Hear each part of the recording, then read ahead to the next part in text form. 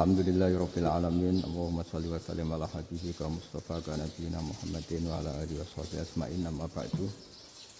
Yang kita hormati Bapak Rektor UMN, Dr. Fauzan MPD, Bapak Suparto, Bapak Haris, Bapak Stardi dan Bapak Irwinto, juga Direktur Telkom Bapak Mungkas, teman-teman UMM dan semua yang mendengar yang kami hormati. Ini ngaji itu harus objektif itu jujur. Jadi bisa saja korbannya ya saya, bisa rektornya, bisa semuanya. Tapi korban dengan makna yang bagus. Karena di antara saran Al-Quran, Allah ngendikan kalau belajar atau mencari nasihat atau mencari kebaikan apa saja, itu diistilahkan walau ala anfusikum awil walidaini wal aqrabin, meskipun ketentuan itu merugikan kamu. Jadi ketentuan apapun yang merugikan kita harus tetap kaji meskipun itu tidak menguntungkan kita. Karena banyak problem, mulai dulu sebenarnya problem itu orang yang wakam da'in yadda'i annahu da'a ilallah, tapi hakikatnya yad'u ila nafsih. Jadi banyak dai yang mengklaim dirinya mengajak ke Allah dan Rasul, tapi sebetulnya hakikatnya mengajak ke kelompoknya sendiri. Saya ini termasuk kiai yang masih orisinil. Artinya orisinil gini, suatu saat atau kapan saja saya kok sudah tidak laku jadi kiai, asal Islam jalan tetap senang. Karena nggak penting yang populer saya apa enggak, itu tidak penting. Yang penting agama ini tetap jalan. Sama, negara ini harus jalan siapapun presidennya. Ya, ini penting saya utarakan karena perbedaan antara nafsu dan komitmen beragama itu tipis sekali. Sehingga dulu pernah ada cerita, ini bukti keadilan Rasulullah SAW. Pernah suatu saat Nabi itu ngaji, yang ngaji seperti ini. Terus ada pemuda dengan cueknya ngelewati masjid yang sedang dipakai Nabi ngaji. Singkat cerita semuanya ngomel ya, bergumam. Celaka betul pemuda itu, ada Nabi ngaji kok tidak ikut ya. Tapi Nabi secara besar hati ngendikan, ini ada di beberapa kitab di Fadhailul Kasbi, keutamaan kerja. Kata Nabi, pemuda itu mau mencangkul di lahannya. Jika dia mencari nafkah untuk keluarganya, untuk kebaikannya, maka itu bagian dari ajaranku. Jadi Nabi berbesar hati bahwa kerja seperti itu bagian dari ajarannya. Jadi tidak harus datang ke majelis ngaji. Dan bisa saja yang sedang hadir itu ya orang yang hindari istrinya minta belanja, dari ngaji terus benar dituntut belanja kan gitu. Mungkin anak-anak UMM yang kesini daripada tengok-tengok yang Malang bosen jalan-jalan ke Rembang gitu. Nah, jadi nggak mesti benar juga niatnya gitu. Jadi ya sama itu. Jadi kalau di dunia kiai yang masih orisinil itu, nafsu itu benar-benar dilatih. Maka masyhur dalam cerita ada orang perang sama Ali radhiyallahu anhu. Ketika perang ini sangat semangat. Tapi ketika orang itu meludahi dan Sayyidina Ali ini tersinggung karena diludahi, Sayyidina Ali langsung angkat tangan. Sudah, perangnya nggak usah diteruskan. Karena saya marah sama kamu sekarang demi nafsu, karena kamu meludahi saya. Padahal saya tadi motifnya demi Allah dan Rasul. Jadi sangat tipis bedanya kita emosi karena diri kita dan emosi karena Allah dan Rasul. Sehingga ketika diludahin ini terus beliau mikir, jangan-jangan perang saya karena saya diludahin. Nah, yang hilang dari peradaban modern adalah Allah itu tidak begitu hadir di hati kita. Saya sering cerita di mana-mana, teks hadis itu sebenarnya berbunyi gini, ini hadis sahih. Mangka na yu'minu billahi wal yaumil akhir fal yukrim jarohu. Ada yang fal yukrim jarohu doifahu, ada yang fal yakul khairan aw yasmut. Siapa yang iman dengan Allah dan Rasul maka harus memuliakan tetangganya, memuliakan tamunya. Dulu itu ada seorang ulama dipanggil anak muda, dibully dari sekarang. Wahai kiai, datang ke rumah saya. Datang kiai itu. Setelah sampai ke rumah orang itu, silakan kiai kembali ke rumahnya. Saya tidak butuh kiai.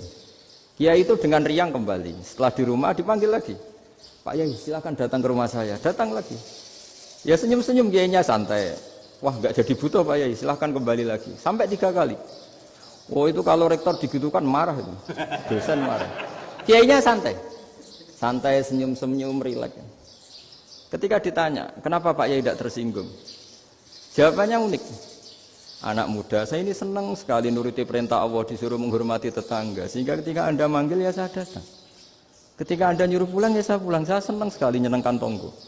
Dan itu perintah Allah, jadi tidak ada hubungannya dengan kamu. Wah pemudanya nangis minta dimaafin. Kalau kita kan enggak, kita ini dosen, kiai, mungkin kita doktor, mungkin kita profesor.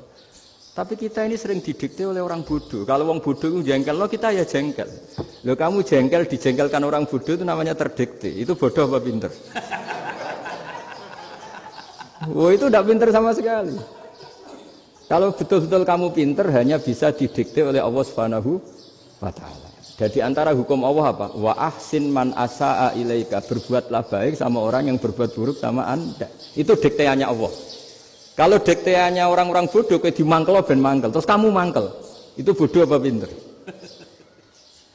Nah, problem kita kekinian adalah wong pinter, wong bodoh, itu podo-podo bisa didikte oleh sekelilingnya. Terus karuan wataknya perempuan seperti itu, wataknya anak-anak seperti itu, kita didikte. Anak-anak jengkelin kita mangkel, berarti kita didikte oleh orang bodoh. Makanya agama itu unik, kadang ngendikan wa ahsin man asa'a ilaika, kadang wasil man qata'aka, sambunglah orang yang memutus kamu. Karena dengan demikian kita hanya didikte oleh Allah Subhanahu wa Ta'ala, bukan didikte oleh hukum sosial. Cara Jawane nak ngapiki tangga sing apik akeh tunggale. Berbuat baik sama yang berbuat baik pada kita itu, mbok orang fasik ya seperti itu, maling ya seperti itu, sama. Tapi kalau berbuat baik sama orang yang berbuat jelek sama kamu itu baru luar biasa. Dan memang teksnya hadis wa ahsin man asa'a ilaika. Berbuat baiklah sama orang berbuat buruk sama kamu. Jadi nggak boleh orang didikte. Makanya ngaji di sini diantaranya saya akan cerita dalam sebuah hadis sahih, dalam hadis hasan yang diriwayatkan Imam Tirmizi, ada kalimat dari Rasulullah SAW. Dawe Nabi, la takunu imma'atan, taquluna in ahsanan nasu ahsanna, wa in zolamu zolamna. Walakin watti'u anfusakum in ahsanan nasu antuhsinu, wa in asa'u alla tazlimu. Kamu jangan jadi orang yang mudah diombang-ambingkan oleh orang sekeliling kamu. Yaitu kamu mengatakan, jika orang baik ke saya akan baik, jika orang buruk ke saya juga akan membalas buruk. Itu namanya Anda didikte. Tapi berkomitmenlah kamu akan berbuat baik meskipun orang lain berbuat buruk. Nah sekarang logika sosialnya begini. Kalau di Indonesia itu ada 1000 kiai, ada 1000 profesor yang ingin membenahi Indonesia. Rata-rata orang awam itu semau gue. Terus mereka mendikte kita. Perilakunya agak simpatik, perilakunya jengkelin. Terus 1000 profesor ini ikut jengkel. Itu kira-kira jadi solusi apa goblok bareng? Sama 1000 kiai ini ikut jengkel, ini jadi solusi apa goblok bareng? Goblok bareng. Nah problem sekarang kita ini biasa didikte orang bodoh. Nah makanya ciri khas orang muslim itu kata Nabi, mangkana yu'minu billahi wal yaumil akhir. Jadi baik tetangga karena perintahnya Allah dan Rasul. Pentingnya apa? Bedanya karena berbuat baik ini perintahnya Allah, mbok tonggo apik lah kita tetap apik karena perintahnya Allah dan Rasul. Begitu juga dengan hubungan dengan istri, dengan anak. Bojomu lagi cerewet lah, ya tetap apik. Karena dengan cara itu kita hanya tunduk kepada Allah dan Rasul. Tapi kalau kamu, istri saya kalau baik ya saya baik, kalau enggak ya enggak. Berarti Anda didikte oleh perilakunya dia. Itu latihan, ya kalau dalam bahasa pondok, latihan jadi wali itu yang paling berat. Nabi itu kalau sama orang munafik itu sabarnya Masya Allah. Padahal Nabi berso kalau orang itu orang munafik. Karena dengan cara seperti itu, bahwa kebaikan Nabi pada seseorang itu atas perintahnya Allah dan Rasul, bukan atas nama servis. Kalau Nabi hanya baik kepada Abu Bakar, itu mungkin orang bilang, wisadune wong Abu Bakar baik sama Nabi. Tapi kalau Nabi baik sama orang munafik, Abdullah bin Ubay bin Salul, itu kalau nggak perintahnya Allah dan Rasul itu nggak bisa. Nah ini cobalah berlatih seperti itu, sehingga kita tidak mudah didikte. Ya saya ulang lagi nggak mudah apa? Didikte. Maka di antara kebaikan Allah dan Rasul adalah bahkan orang zalim saja diberi jatah rahmat. Makanya tadi seperti mukadimah yang dibaca Pak Haris tadi, agama ini rahmatan lil alamin. Orang yang zalim saja dapat jatah apa? Rahmat, apalagi yang soleh. Nah kemudian yang perlu dicatat, kenapa kita menjadi enjoy dengan Islam? Islam itu adalah agama yang tidak didikte oleh materi. Jadi kalau Anda ingin makan enak, mungkin kalau pikiran kebanyakan orang, anak-anak muda yang milenial, yang gaul, ingin makan enak ya makan yang disukai. Misalnya sate atau bakso Malang atau apa. Kalau orang-orang yang jadi wali gak gitu cara berpikir. Ini yang masih orisinil. Ditanya, ini dunia baru kesulitan makanan, baru resesi. Cara makan enak gimana? Jawabannya lucu. Ya gampang, idamuhu alju. Idam itu lauk. Kalau kamu ingin makan lauknya paling enak apa? Alju. Kamu harus lapar banget. Sampai kalau puasa itu melihat tempe itu wah luar biasa. Tapi kalau kamu nggak puasa, air putih itu nggak menantang. Tapi kalau puasa, tempe air putih itu menarik dan Anda tetap lahap. Apa? Karena lauk terbaik adalah alju, yaitu lapar. Lah tapi kita ini enggak. Kita ini kayak orang bodoh. Kayak orang bodoh tadi, profesornya makan nyaman ya kalau sesuai selera. Nah, itu kan sama dengan anak-anak ABG. Anak ABG itu makan lahap ya kalau yang disukai. Lalu bedanya apa ABG sama profesor? Kalau cara berpikir masih sama kan itu. Kiainya juga gitu. Kiai makan enak kalau yang disukai, kalau enggak ada. Lalu bedanya apa kiai sama orang awam? Orang awam juga gitu, makan lahap ya kalau yang disukai. Nah ternyata perilaku kita ini yang pintar sama yang bodoh sama Mas. Kalau kamu ingin berkasta lebih baik, itu cara makan enak itu apa? Idamuhu al-ju'. Lauk terbaik adalah karena kita sangat lapar. Makanya masyhur dalam cerita-cerita tarikh sirah nabawiyah. Nabi diberi hadiah, beberapa hadiah. Di antaranya ada yang diterima, ada yang enggak. Termasuk yang dikembalikan itu dokter. Ada seorang raja memberi hadiah Nabi dokter Tobit. Itu sama Nabi dikembalikan. Karena dokter ini sudah lama kumpul Nabi itu nggak pernah sakit. Akhirnya dokter ini putus asa, ini nggak perlu diobatin. Ketika ditanya, kenapa ya Rasulullah engkau tidak pernah sakit? Karena kita ini kaum, kita ini komunitas masyarakat yang tidak akan makan kecuali lapar. Dan kalau sudah makan berhenti sebelum kenyang. Jadi sederhana sekali pengobatan zaman Nabi. Sebagian besar penyakit itu pasti disebabkan kita ceroboh dalam hal makan.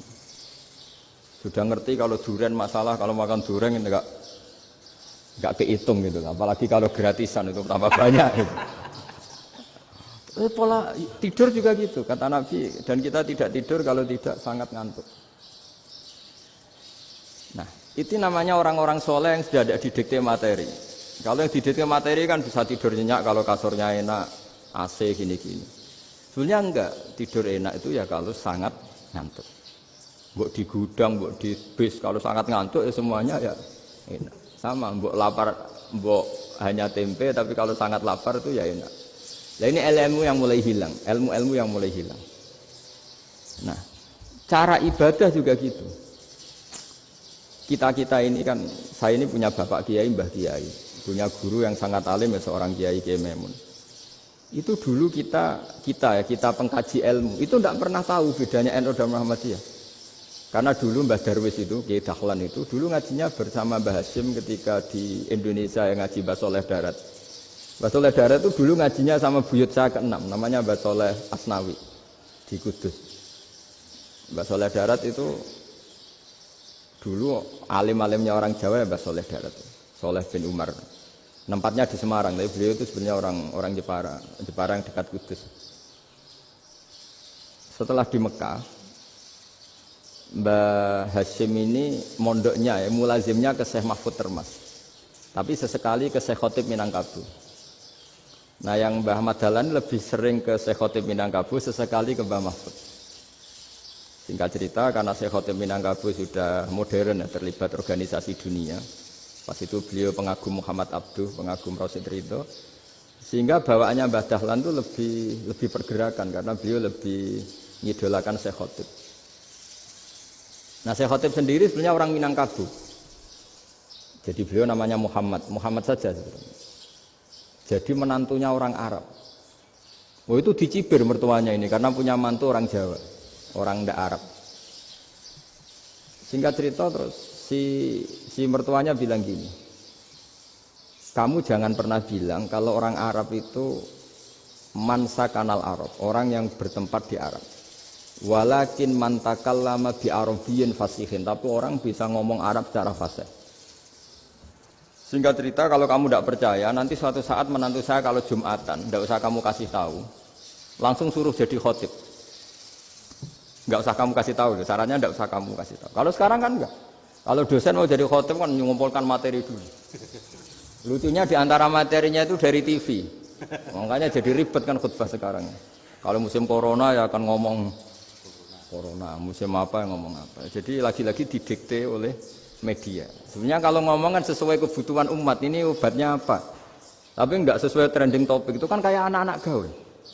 Ini dokter kok gitu kan aneh. Singkat cerita si khotib ini enggak dikasih tahu, saya Muhammad tadi enggak dikasih tahu, langsung disuruh khutbah. Fatakallama bikalamin fasihin. Dia ngomong fasih sekali. Bahkan ngalah-ngalahi fasihnya orang Arab asli. Semenjak itu beliau dapat gelar Al-Khotib, orang yang cakap berpidato berkhutbah. Makanya terus dia Syekh Khotib Al-Minangkabau. Jadi orang Indonesia itu luar biasa. Dulu yang namanya orang Indonesia di Arab Saudi itu dihormati sekali. Karena yang ke sana itu pasti ulama. Sudah alim di Indonesia ke sana, termasuk Mbah Ahmad Dahlan. Mbah Hasyim dulu karena sama-sama muridnya Mbah Soleh Darat. Lama-lama yang ke sana itu TKI TKW itu ya mulai agak dibully. Dulu Syekh Nawawi di antara ijtihad yang dihormati itu beliau mengkritik nyuwun sewu orang yang kan orang biasanya normalnya kan muji orang mati syahid. Hebat orang mati syahid itu hebat gini. Oke, kita sepakat orang mati syahid itu hebat. Tapi kata Imam Nawawi dengan syarat niatnya itu li'ila'i kalimatillah dan itu bawaan takdir. Saya ulang lagi, itu bawaan takdir, harus mati di medan perang. Tapi tidak boleh seseorang ini niat perang tapi niatnya supaya syahid.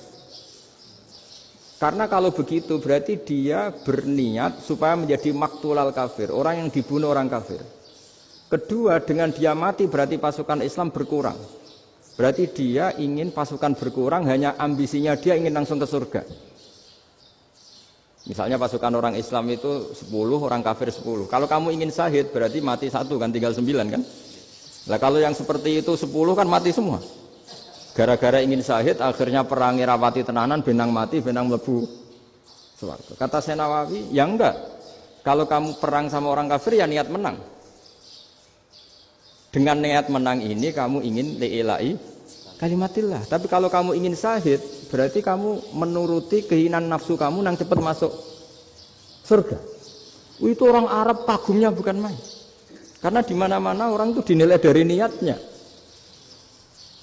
Paham ini ya? Tapi perang loh ya, dalam kondisi perang, bukan teroris. Perang itu artinya orang kafir yang ingin bunuh kita, itu perang namanya apa? Perang.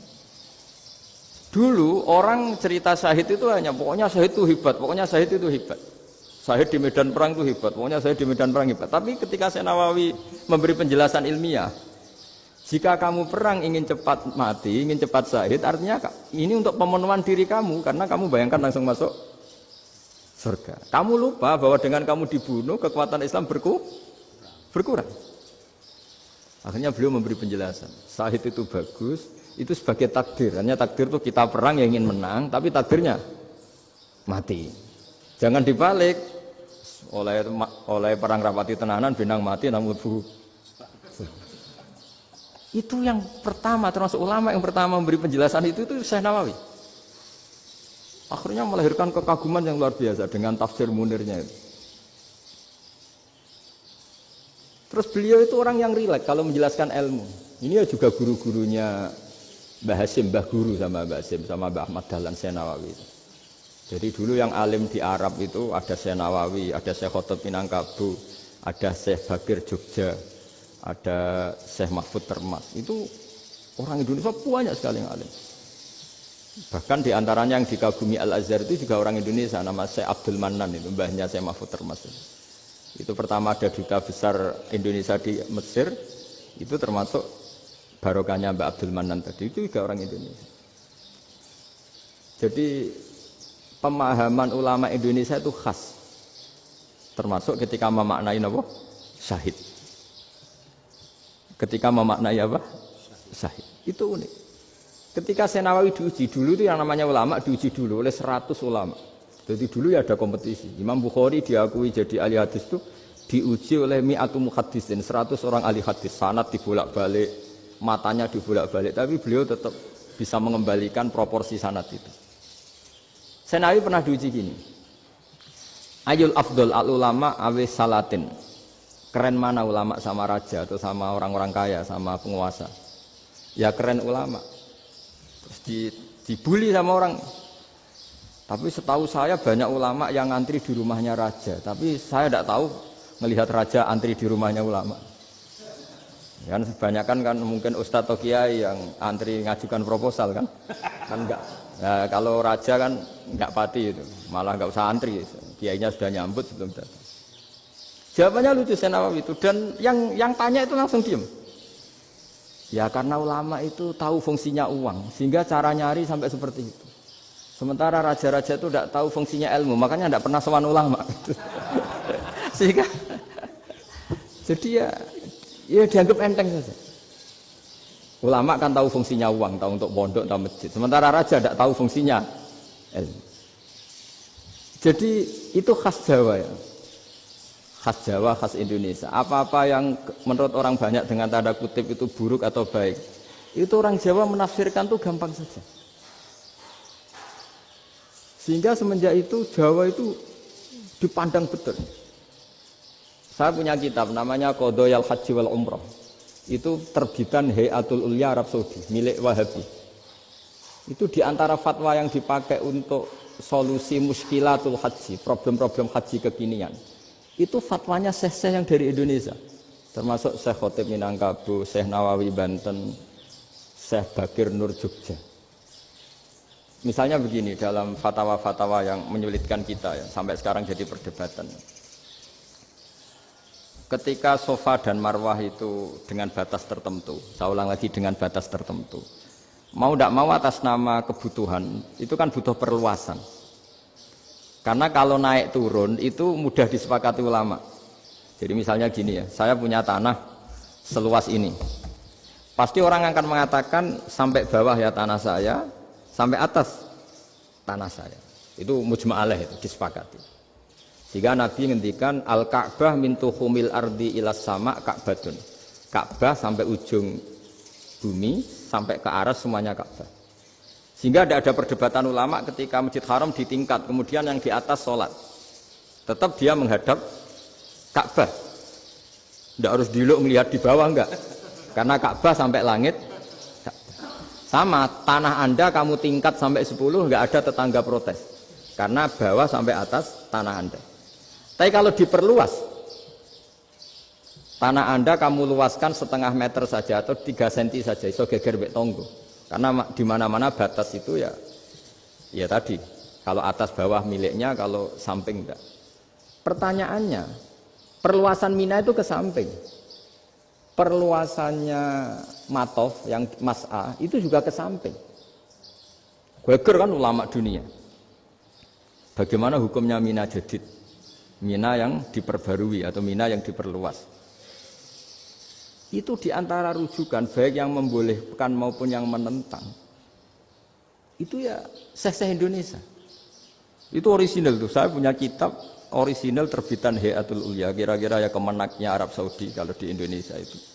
Itu yang dirujuk dawuh Syekh Nawawi, dawuh Syekh Khotib Minangkabau. Karena apa? Ada logika khas Jawa. Misalnya begini. Meskipun saya tidak perlu fatwa Mina Jadid sah apa enggak, memang jadi perkhilafan ulama. Misalnya kampung ini dinamai Mina. Pertanyaannya gini, tanah yang di samping ini bisa milik Anda apa enggak? Ya bisa Gus kalau dibeli atau dihibahkan. Berarti tanah di samping Anda menjadi milik Anda karena ada proses pengambil alian lewat beli maupun hibah. Nah masalahnya ini negara itu berhak menganeksasi atau memasukkan ini sebagai Mina. Itu ulama Jawa kalau ditanya, alasannya apa? Fa innal muttasila bisya hukmu dzalika syai'. Karena yang gantet, yang mutasil itu bisa dihukumi seperti sesuatu itu. Jadi kalau ini mina, ya yang gantet mina ini ya bisa dikatakan mina. Beda dengan membuat mina malang mina, wah itu tidak bisa, tidak mutasil kan? Itu enteng sekali ulama Jawa. Satu ya tentu karena kebutuhan, tapi asal masih al-muttasilu bihi, yang masih tanah yang masih mutasil. Nah, ketika perluasan mas'ah antara sofa dan marwah kan misalnya ini batas luasnya sofa, ini batas luasnya marwah. Lalu atas nama kebutuhan, sofa marwah itu sampai sini. Sampai agak meluas ke sini. Itu geger Arab Saudi. Wah, ini gimana? Padahal tawaf itu harus antara gunung sofa dan gunung marwah. Sa'i itu ya. Tapi kalau istilah Quran memang tawaf sama-sama. Makanya apa? Inna sofa al-marwata min sya'airillah faman hajjal baita wa i'tamara fala junaha alaihi ayyat tawafati. Nah, jadi kalau istilah sa'i di Quran itu masih tawaf. Karena harus ada, kalau bisa lah, bukan harus. Kalau bisa memang harus ada unsur muternya. Kita kalau sa'i kan dari sini sofa sampai sini marwah, terus kan agak muter ke sini. Nah, kan agak membentuk lingkar. Nah, makanya Quran tetap mengistilahkan apa? Tawaf. Jadi bukan sini ke sini terus sini ke sini kan enggak, tapi sini sampai sini terus muter kan? Terus sini. Jadi antara setar dan selama ini prakteknya kan gitu ya. Sofa ngambil sini, terus ke sini, terus agak muter. Nah, karena ada unsur agak muter ini terus orang menyebut apa? Tawaf. Tapi itu bukan syarat sah, ini cerita ideal. Saya ulang lagi ya. Gunung Sofa itu puncaknya atau pucuknya kalau dalam bahasa Jawa itu ya hanya segini, ini sampai sini. Nah, kelompok Islam yang fikih keras nggak boleh diperluas karena Allah memilih tempat ini itu spesial, jadi nggak boleh ke yang lain. Tapi ketika kebutuhan mendesak, mau tidak mau harus diperluas. Itu jawabnya Kiai Jawa lucu. Gunung sing ketok iku sing dhuwure tok. Sikilane luwih ombo. Jadi karena kita kan gunung kan bentuknya gini. Nah, sofa yang kecil itu yang atasnya, tapi sikilannya sini kakinya lebih luas. Jadi boleh perluasan asal tidak melebihi kakinya. Ya dihitung ya lebih luas.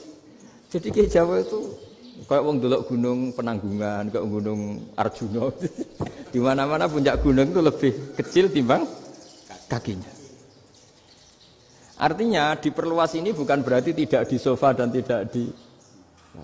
Itu khas Kiai Jawa. Jadi jangan kira orang Jawa itu udah hebat-hebat sekali. Termasuk perkembangan hotel di Arab Saudi. Itu dulu sebelum ada hotel.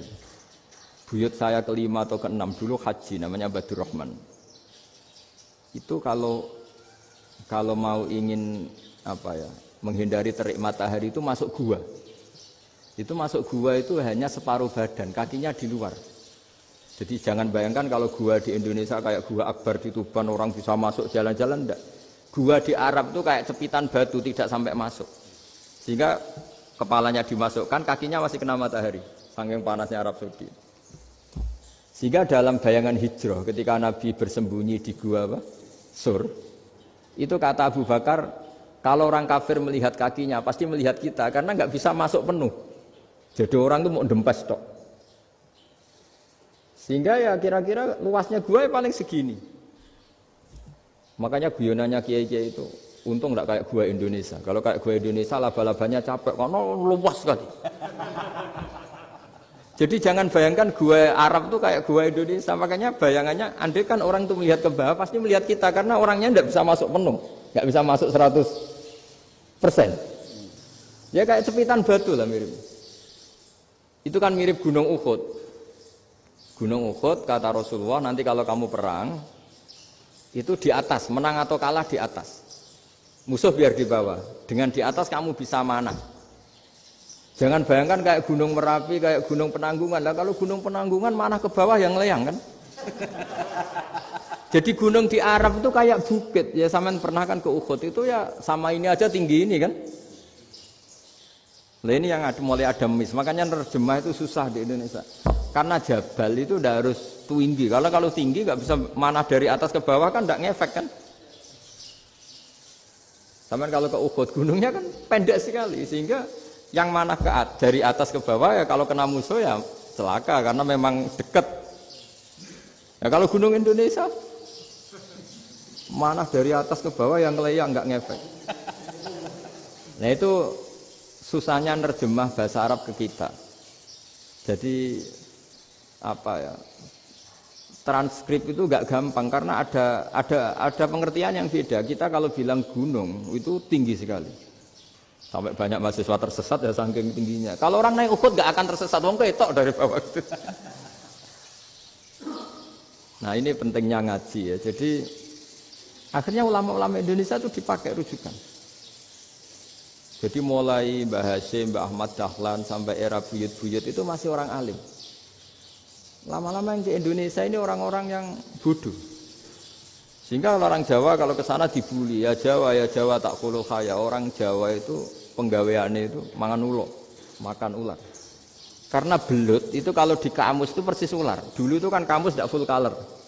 Gara-gara gak full color, gambar belut sama ular itu sama. Belut itu belut sama ular kalau nggak full color gambarnya sama apa enggak? Sama. Terus orang Jawa itu kan masih banyak yang makan bajing itu apa? Ketupai. Bajing kalau digambar tidak full color sama dengan tikus. Gambar yang tidak warna. Hitam putih. Sehingga kita ini dibully pemakan tikus dan pemakan ular. Karena belut itu persis ular kalau digambar yang tidak full color. Sampai datang Syekhona Khalil, datang ulama. Ngarang kitab ya judulnya Al-Belut. Karena enggak terima bangsanya dinyek makan apa? Ular. Terus dikarang.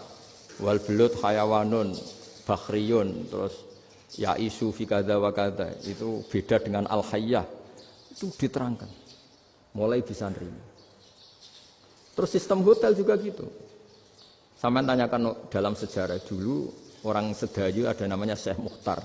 Syekh Mukhtar bukan bikin rumah besar yang siapapun orang Indonesia haji itu nempat di sana. Nah ini yang menginspirasi akhirnya ada hotel. Dulu Syekh Mukhtar hanya menyediakan untuk hujat-hujat Indonesia. Lama-lama jadi hotel. Ndak mau saya mau cerita. Kata Mbah Mun sering cerita. Kenapa wa ma arsalnaka illa rahmatal lil alamin, kata Mbah Mun, Allah itu pasti bikin ulama yang tidak produk Arab itu pasti ada. Kalau orang Arab jadi ulama wajar, bahasanya Arab, domisilinya di Arab. Tapi Allah akan selalu bikin ulama yang tidak bangsa Arab. Imam Ghazali itu Tus itu Persia. Imam Bukhari itu kira-kira kalau sekarang ikut Uzbek. Ya. Imam Bukhari itu kalau negara sekarang ikut mana? Uzbek. Kenapa demikian kata Mbah Mun? Karena Allah sudah ngendikan wa ma arsalnaka illa kafatal linnas. Manusia semua ini kena khitabnya Islam. Kalau tidak ada ulama yang dari berbagai negara, kesannya Islam itu hanya milik orang Arab Saudi. Makanya Allah selalu bikin ulama-ulama yang bahkan tidak Arab. Termasuk Imamul Muhaddisin, yaitu Imam Bukhari, itu orang Uzbek. Orang Rusia lah kalau sekarang ikut Uni Soviet dulu. Imam Ghazali itu orang Persia. Syekh Nawawi itu orang Banten. Karena Allah ingin memaklumatkan bahwa Islam ini untuk semua. Sehingga orang yang tidak Arab pun bisa belajar Islam. Yang alimnya itu nggak kalah sama orang apa? Arab. Makanya ini PR ya. Kalau Gus Dah Ploso nanti ngendikan suatu saat orang belajar Islam itu bahkan orang Arab pun bisa belajar ke Indonesia. Kalau orang Indonesia bisa alim betul kayak dulu. Sekarang banyak liga antar ulama. Itu orang Indonesia pasti masuk. Ulama-ulama top dunia. Itu pasti orang Indonesia banyak yang masuk. Karena tadi, ketika orang Indonesia baca kitab, itu orang Arab itu kagum. Kok bisa ada bahasanya baca secara benar? Bukan sekedar bisa baca secara benar. Karena memang dilatih sedemikian rupa di pondok-pondok. Makanya kita semua lah, yang alim di Indonesia itu kemana-mana ya pasti alim. Dulu putra Mbah Mun namanya Gus Zofur itu tahun pertama ya sudah the best di tahun pertama. Kalau tahun pertama the best-nya ilmunya bawaan dari sarang, dari keluarganya. Gus Najih mondok di Said Muhammad tahun pertama sudah dipuji sebagai yang teralim karena ya sanggup. Kalau dipujinya tahun ketiga, tahun keempat kan mungkin dapat dari sana. Ini tahun pertama. Saya ulang lagi tahun pertama. Karena pengajaran di Indonesia itu luar biasa di pondok-pondok ini. Makanya kalau dalam anekdot pondok itu cerita-cerita lucu itu. Ada orang Jakarta ngaji, setelah di kelas itu pelengahan terus. Melihat jendela, lihat pintu terus. Lama-lama gurunya marah. Kamu diajarin kok enggak punya sopan. Melihat pintu terus enggak memperhatikan guru. Anak Betawinya jamnya lucu. Habis Pak Guru bohong. Kenapa ya? Kamu Pak Guru bilang Ja'a Zaidun, Zaid datang. Tak lihat enggak ada yang datang. Setelah itu contoh nasab kan ro'a itu Zaidan. Saya melihat Zaid, saya enggak melihat Zaid. Contoh ketiga yang jar kan maror tu Zaidin. Saya berjalan ketemu Zaid. Pak Guru diam di situ enggak jalan-jalan. Jadi saking detailnya Indonesia dia cari. Kalau rofa Ja'a Zaidun. Kalau nasab ro'a itu Zaidan. Kalau jar maror tu Zaidin. Nah si murid Betawi ini karena pertama sekolah, ngiranya gurunya itu cerita, Zaid datang. Makanya dia ngelihat pintu terus, mana katanya datang kok enggak datang-datang. Nah dengan latihan seperti itu, kemungkinan orang Indonesia salah itu kecil karena memang dilatih betul. Saya ulang lagi karena memang dilatih betul. Sehingga ketika orang Indonesia ini yang cerita seorang wartawan. Ini kisah nyata. Kalau ini tidak anekdot, kisah nyata. Ada wartawan internasional meliput Ramlah. Ramlah itu di Gaza, di Palestina.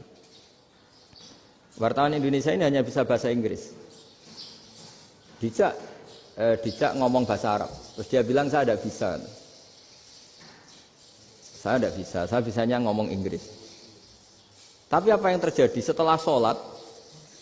Si Indonesia ini jadi imam pakai sholat jariah lagi. Baca bismillah benar, bismillahi jar karena mudhof ilaih. Terus ketika iktidal ya benar, Rabbana lakal hamdu mil'us samawati wa mil'ardi benar. Ketika tahiyat ya benar, at-tahiyatul mubarakatuh sholawat.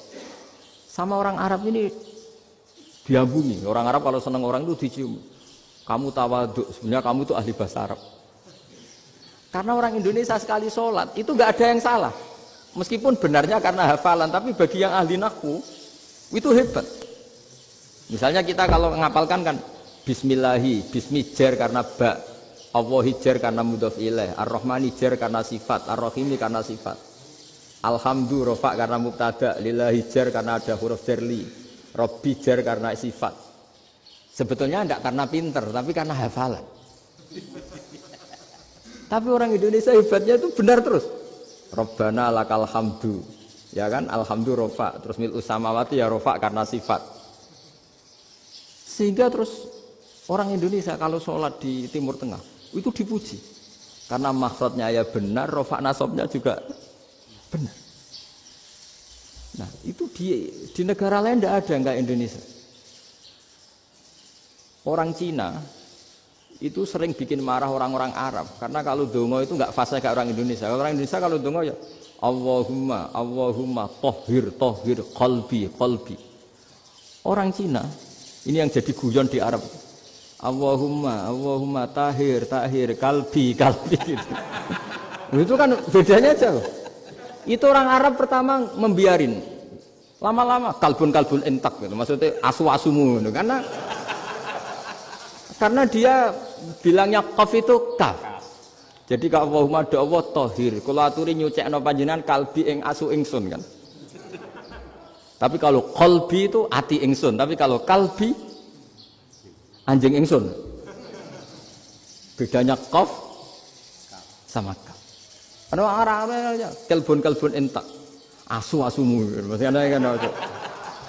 Tapi padahal orang Cina itu bareng dilihat teksnya ya pakai qaf. Orang Indonesia enggak, mulai kecil dilatih, sak fase-fase. Sampai ya sulit betul latihan Fatihah itu. Kalau di Kudus malah sampai 3 bulan Fatihah. Sampai at-tahiyyatu, kurang lagi, kurang bersih. At-tahiyyat sampai itu. Sampai ada cerita itu orang dipanggil maftuhin itu enggak melengak, harus maftuhin. Baru melengak. Tapi barokahnya itu orang Indonesia kalau dongo memang benar-benar Allahumma tahhir qalbi. Ya Allah sucikan hati kami, bukan tahhir qalbi. Karena sekali jadi kaf itu maknanya anjing saya, ya Allah sucikan anjing. Jadi ini orang Indonesia. Jadi kata Mbah Mun, dawe Mbah Mun, illaka fatal linnas, bahwa agama ini milik semuanya. Itu diantara bukti Allah menghendaki atau mendesain Islam seperti ini, orang yang belajar di Indonesia. Itu pengetahuannya Islam, pengetahuannya tentang Islam itu tidak kalah sama yang belajar di Al-Azhar, sama yang belajar di Arab Saudi. Makanya ini PR-nya UMM, PR-nya IAIN, PR-nya UIN. Bisa enggak sealim mereka dalam bahasa Arab? Nah, bahasa Arabnya mau man anta, ana zaidun. Jangan sampai, karena kita di sana ini kadang dibully. Orang Arab tuh kalau bully kita, sampai tak kasih cerita. Oh, itu ngawurnya Masya Allah. Kata dia, ada anak orang Indonesia haji. Si anaknya orang Indonesia dijotos sama anaknya orang Arab. Dijotos, dipukul. Singkat cerita terus si orang Indonesia enggak terima, anaknya yang orang Arab dipukul. Yang balas bapaknya. Orang Arab tanya, lima ada dorobta ibni, kenapa kamu mukul anak saya? Itu orang Indonesia bahasa, wah aku biasa. Jadi hanya bilang gitu. Artinya anak saya dihada ya maka tak ada. Bahasa Arabnya gitu. Anak saya dipukul maka saya balas mukul. Itu orang Arab mantuk-mantuk oh gitu. Paham? Suatu saat ada orang Indonesia itu sama orang Arab itu dilus-lus. Dilus-lus itu ya digini-giniin. Karena dia latihan bahasa Indonesia, latihan bahasa Arabnya itu masih mufrodat. Jadi kalau mengartikan yadun itu tangan, saro itu jalan. Jadi kalau jalan ya saro-saro. Roksun itu kepala. Ana itu ingsun. Jadi karena dia nggak ngerti penggunaannya. Itu bahasa Arabnya itu yadun anta. Jadi bukan yaduka tapi yadun anta. Berarti tangan kamu. Saro-saro itu jalan-jalan. Ala roksi ana yang atasnya sirah ingsun. Jadi mestinya yang benar kan yaduka saro ala roksi atau gitu. Tapi enggak dipotong-potong. Yadun tangan kan, anta kamu. Berarti tangan kamu. Saro-saro jalan-jalan. Roksun itu sirah, ana ingsun. Jadi di atas kepala saya. Orang Arab tertawa-tawa. Tapi paham. Kalau maksudnya seperti itu. Jadi kita ini dibully di Arab itu Masya Allah. Jadi akhirnya lahirlah ulama-ulama tadi yang saya sebut tadi. Bahkan pernah lama sekali ulama Indonesia itu jadi master di Arab Saudi. Yaitu Senawi Banten. Itu kalau orang sana bilang itu Sayyidu Ulama Il-Hijaz. Top-topnya ulama Mekah Madinah. Padahal beliau orang Indonesia. Dan dimakamkan di Ma'la itu dekat makamnya Sayyidah Khadijah. Karena sangat dihormati. Nah, di antara sebab dihormati adalah ketika orang memahami syahid, maknanya pokoknya maktulal kafir. Syahid itu adalah orang yang kalau perang itu mati di medan perang. Itu Imam Nawawi merinci secara detail. Kalau dia perang supaya tujuannya mati syahid cepat ke surga, berarti dia nuruti hadzun nafsi. Ingin cepat ke surga. Tapi dia lupa bahwa dia dengan terbunuh, pasukan Islam berkurang kekuatan. Maka syarat perang yang benar adalah ya ingin menang. Di mana-mana perang ya ilahi kalimatillah supaya kalimat Allah itu menang, jangan ingin kalah. Soal dia mati takdir, tapi jangan ingin mati. Wah itu terus dikagumi. Ternyata memang, oh iya ya kalau pasukan Islam 10, kafir 10, kita ingin syahid, berarti ya kalau orang ingin syahid kan terus mungkin perangnya ada hati-hati, main ngawur saja terus kalah mati. Sudah kalon satu kan, terkurangi satu kan. Nah kalau semuanya 10 punya niat gitu, nah itu Syekh Nawawi. Syekh Nawawi itu orang yang begitu gampang nerangkan Quran. Bahkan ketika orang Arab kesulitan ngartikan famathaluhu kamathalil kalbi intahmil alaihi yalhas atau tatrubuna yalhas. Orang tomak itu ibarat kayak anjing. Anjing itu kamu kasih makan ya tetap melet, menjulur-julurkan lidahnya, kamu ndak ya ndak. Imam Nawawi ditanya, ma wajhu sibbi, lalu wajah tasbihnya di mana? Beliau menjawab fitoma. Jadi anjing punya dua sifat yang berlawanan.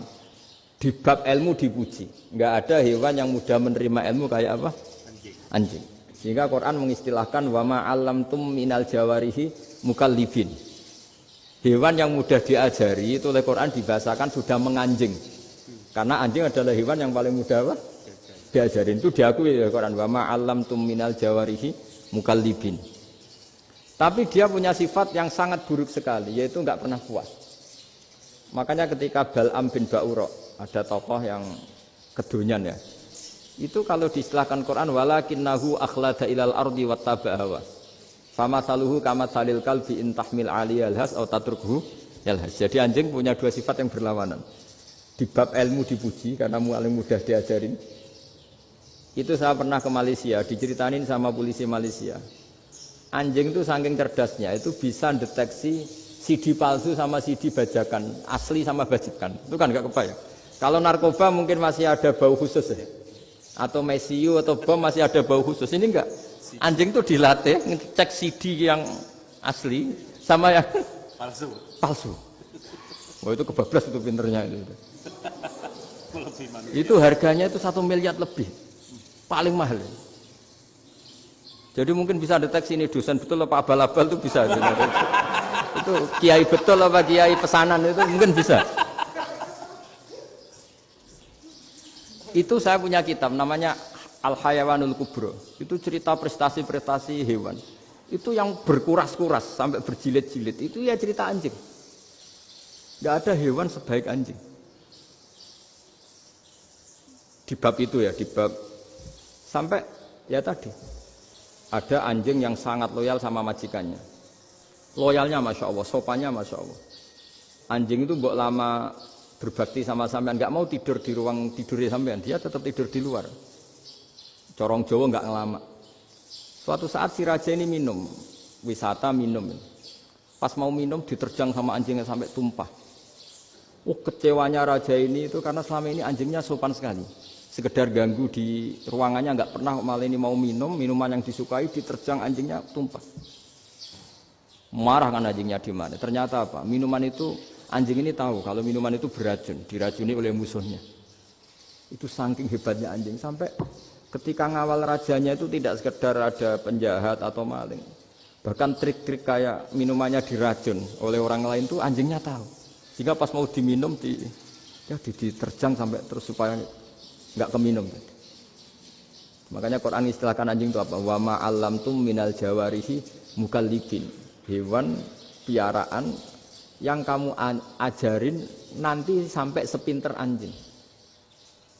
Makanya Ashabul Kahfi itu ketika ngajak anjing tadi, beliau tidur, anjing itu tidurnya bil wasit, wakal buhum basitun zira'aihi bil wasit.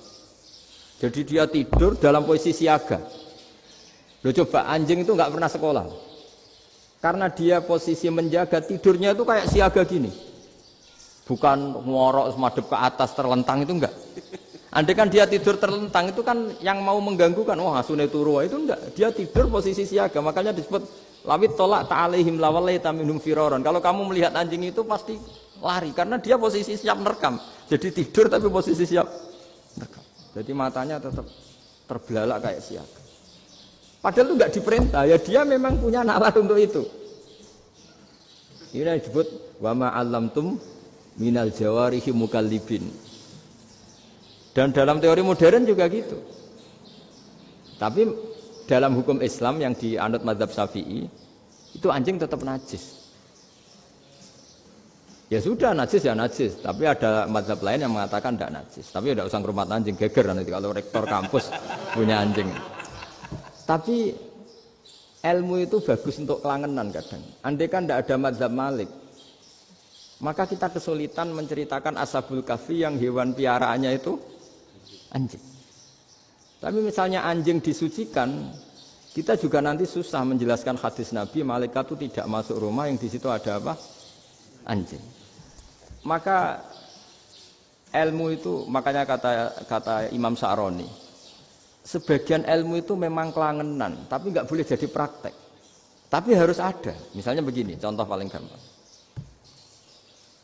Api dalam mazhab Syafi'i kan alat pensuci hanya dua, air dan tanah.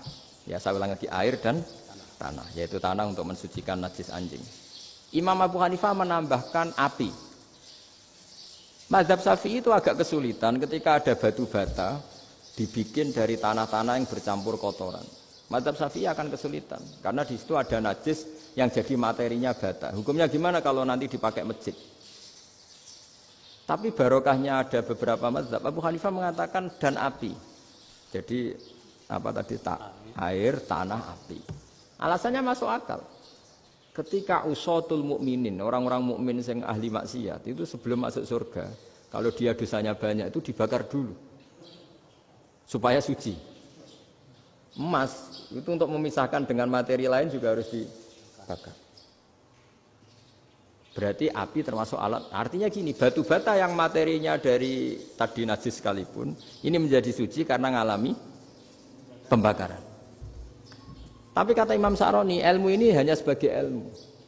Jangan sampai kalau kamu mau wudhu gak ada air terus membakar diri lah, ini ribet kan. Jadi ilmu itu sebagian memang untuk kelangenan. Karena kita butuh. Andai kan tidak ada mazhab Abu Hanifah, maka kita akan kesulitan pakai bata. Yang kita tahu cara bikinnya kadang di tempat yang kotor, di tempat yang najis. Tapi karena ini ngalami dibakar, maka hukumnya suci menurut mazhab Abu Hanifah. Dan itu sering. Ulama itu sampai apa? Saya punya kitab fikih namanya Fardul Masail. Pengandaian ada masalah. Jadi masalah itu belum terjadi tapi diandaikan. Misalnya kayak di Texas. Bumi itu bulat bola. Texas itu kalau dibor itu pas Ka'bah. Lalu kiblatnya di mana?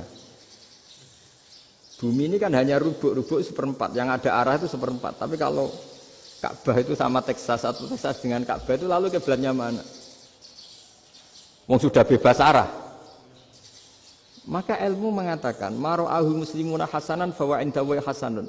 Kamu jangan nuruti ilmu hakikat tapi nuruti mindset. Kalau mainstreamnya orang banyak seperti itu, mindsetnya orang sana misalnya Ka'bah sana ya ikut sana. Tapi ini tidak mewakili hakikat karena kalau yang 380 derajat itu kan terus ribet. Makanya ini kesulitan di bab-bab fikih. Ya saya ulang lagi, kesulitan di bab-bab fikih. Makanya fikih itu selalu bicara, misalnya gini, ada orang sholat. Saya ulang lagi. Setelah salam pertama dia kentut, itu sholatnya batal apa enggak? Itu lama berdebat. Yang dikatakan rukun sholat itu salam pertama. Sehingga orang kalau sudah salam pertama, maka sudah keluar dari sholat. Maka kalau kentut gak apa-apa, wong yang keluar dari sholat itu salam pertama. Tapi lalu pertanyaannya, kenapa Nabi salam 2 kali? Lalu yang kedua gunanya apa? Ribet kan, partai ini kalah pasti kalau ditanya gitu. Tapi kalau ditanya dibalik, sholat itu satu ibadah yang dimulai dengan takbir, yang diakhiri dengan salam. Berarti salam pertama itu pengakhir apa nunggu salam kedua? Pertama, di semua ulama bilang salam pertama. Kalau salam pertama sudah pengakhir, berarti pembatalan setelah itu nggak punya efek, nggak punya akibat. Itu kan ribet, debat fikih itu memang ribet. Fikih itu memang senam otak, karena pertanyaannya mirip-mirip seperti itu. Nah, sampean milih mana? Milih salam pertama apa salam kedua? Pasti ulama milih salam pertama. Jadi anehnya fikih itu di situ. Misalnya orang mati, takbir itu berapa kali? 4 kali. Andai kan takbir 5 kali itu batal apa enggak? Satu ulama mengatakan 5 kali itu batal. Karena rukunnya sholat jenazah itu takbir 4 kali. Berhubung ini rukun, kalau nambahi ke 5, berarti menambahkan rukun. Kayak kamu sholat, rukuk 2 kali kan batal. Sujud 3 kali, batal. Karena menambahkan apa? Rukun. Berarti kalau takbir 5 kali, batal. Tapi pertanyaannya, takbir itu adalah wiridan biasa, sehingga kalau ditambahkan nggak punya akibat, batal. Jadi perdebatan ulama itu kadang ya lucu. Kayak kemarin Pak Haris pas pertama bertamu ke sini mau ngundang saya tak ceritain. Dulu sholat jenazah itu pasti mayit di depan. Karena lazimnya sholat jenazah itu mayit di depan. Tapi mulai dulu ulama sudah berpendapat, andai kan jenazahnya di belakang pun tetap sah. Fa innal janazah laisat bi imamin. Karena jenazah itu tidak imam. Kenapa harus di depan? Oh, tidak imam kok harus di depan. Itu mulai dulu. Sehingga ketika Arab Saudi pernah mengalami tragedi, ada orang yang dibungkus kayak mayit, ternyata senjata. Setelah di dekat Ka'bah dipakai. Dulu tragedi tahun berapa itu? Pokoknya pernah ada tragedi itu. Semenjak itu Arab Saudi kalau ada orang mati tetap di kamar mayit terus ada sholat jenazah. Padahal mayitnya di belakang yang jamaah. Jadi meskipun kita tidak akan bikin ajaran baru jenazah di belakang ya tidak keren kasihan kan. Tetap biasanya di depan ya di depan. Tapi meskipun jenazah ini di depan, kita tetap berpendapat, andai kan di belakang tetap sah, tapi nggak usah dipraktekkan. Nah, pentingnya ilmu ini begini. Saya misalnya di Rembang, boleh nggak nyolati ghaib jenazah yang di Surabaya? Boleh kan? Padahal yang kita solati di belakang. Jadi ilmu itu penting. Cocok nggak cocok, nama ilmu itu penting. Terus ada gini lagi pertanyaan di fikih. Memang saya sengaja akan ngaji fikih. Kalau ngaji intelektualitas orang Muhammadiyah juara lah. Tapi ini ngaji fikih. Ada orang sarongnya itu pas sampai lutut. Kalau berdiri lututnya tertutup. Tapi nanti kalau ruko agak jengking lututnya terbuka. Itu batalnya nunggu ruko apa mulai takbir sudah batal? Padahal pasti nanti batal kalau ruko ini. Itu ada ulama yang mengatakan, ya batalnya nunggu ruko. Bagaimanapun terjadinya pembatalan waktu ruko. Ada ulama mengatakan yang enggak mulai awal sudah tidak sah itu karena pasti ngalami batal. Nah, pertanyaan-pertanyaan seperti itu penting karena lalu Allah menilai apa? Ya nilai niatnya. Misalnya gini, kalau contoh itu mungkin Anda tidak tertarik, tapi contoh begini. Kita mau operasi jam 10 siang. Kita tahu kalau nanti 10 siang akan divonis medis harus makan karena mau berobat. Malamnya itu kalau kamu orang soleh, bayangkan kamu orang soleh. Kalau tidak orang soleh kan tidak punya komitmen. Kamu milih niat puasa, apa enggak jam 10 mesti mokak menisan raposo. Kamu orang soleh. Kalau kamu orang soleh pasti milih puasa, karena ini Ramadan. Meskipun nanti jam 10 pasti disuruh batal sama dokter. Setidaknya kita berpikir gini, nak mati jam itu paling enggak ditulis saya sebagai orang yang puasa. Jadi perasaannya orang soleh itu beda. Kalau orang kok sampean barang menisan raposo kok ya mesti.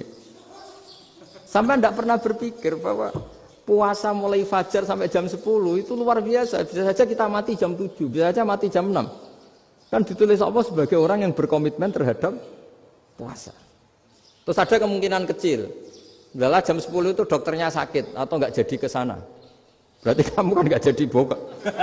Kan ya mungkin juga. Sama yang tadi, delalah sebelum ruko ono wong sing nyarongi sampean. Sehingga sholatnya normal. Kamu tidak menemukan pakaian yang pas, dibeli pas setelah ruko, mau ruko, ono wong wah sholatnya kira bener disarongi. Itu agama. Jadi agama itu dimulai dari mana coba? Dimulai dari niat, dari komitmen. Nah, sekarang kelirunya kenapa ada garis keras? Agama itu dimulai dari keinginan ideal. Itu yang mulai itu ada orang-orang garis keras. Agama ini enggak, agama ini dimulai dari niat. Sampai ada kaidah agama la yudraku kulluh la yudraku kulluh. Kalau tidak bisa ideal jangan ditinggalkan sama sekali. Tapi orang enggak, sekarang bayangkan Islam itu ideal. Pemimpinnya ya soleh, masyarakatnya soleh, enggak ada maksiat, enggak ada apa. Dan apa ilmu? Kalau secara ilmu mulai dulu ya ada orang dolim, ada orang soleh. Nabi kurang baiknya. Di angkatan itu ya ada orang munafik. Sehingga ulama itu sudah berpendapat ideal itu piye? Zaman Nabi saja ada orang apa? Munafik. Itu ilmu. Kalau nuruti kelangenan inginnya dunia ya steril, enggak ada maksiat, enggak ada. Dan agama itu diciptakan Allah itu memang unik. Calon Nabi misalnya, Nabi Musa itu sing rumat Fir'aun. Ketika Nabi Muhammad lahir, sing ribet manitia ini Abu Lahab. Orang dosen UMM. Coba. Karena Allah ingin memaklumatkan ke kita bahwa agama ini akan hidup di kondisi apapun. Asiyah, istrinya Fir'aun itu termasuk mukminah yang dipuji Quran. Padahal dia bukan istrinya pengurus NU atau pengurus Muhammadiyah, istrinya Fir'aun. Tapi itu pelajaran bagi kita bahwa orang-orang baik itu tidak harus di lingkungan yang baik. Masjid paling makmur itu kadang di dunia mungkin, ya jangan bakas Mekah Madinah itu karuan. Mungkin di antara masjid yang makmur justru yang di Kanada, di Amerika mungkin. Karena merasa minoritas itu perpustakaannya ada, kajiannya ada. Tapi banyak masjid di daerah pesantren yang malah sepi. Karena kiainya tahu jamaah di masjid itu wajib.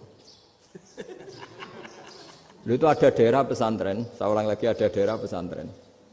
Didikon pengajian, monggo nekani pengajian, maca selawat ning omahe ganjaran padha wae. Ribet kan? Mau dibantah itu benar. Mau dibiarin ngerusak tatanan. Jadi saya mohon sekali ya, jadi ilmu itu diperbandingkan supaya perbedaan-perbedaan itu biasa. Dulu Imam Malik itu punya murid namanya Imam Syafi'i. Itu dalam banyak hal. Itu perbedaannya tajam sekali. Ya saya ulang lagi, dalam banyak hal itu perbedaannya tajam sekali. Misalnya begini. Ini terakhir percontohan saya fikih, nanti dikaji sendiri. Ada seorang A'rabi, Ja'a A'rabiyun. Ini di hadis sahih diulang-ulang di semua Al-Kutubus Sittah ada peristiwa ini. Ja'a A'rabiyun ila Rasulillah sallallahu alaihi wasallam faqala ya Rasulullah ahlaktu. Qala wa ma ahlakaka? Qala wa qatu imraati fi nahari Ramadan. Ya Rasulullah, saya ini orang yang rusak. Kenapa? Saya ini hubungan intim sama istri saya ketika masih siang Ramadan.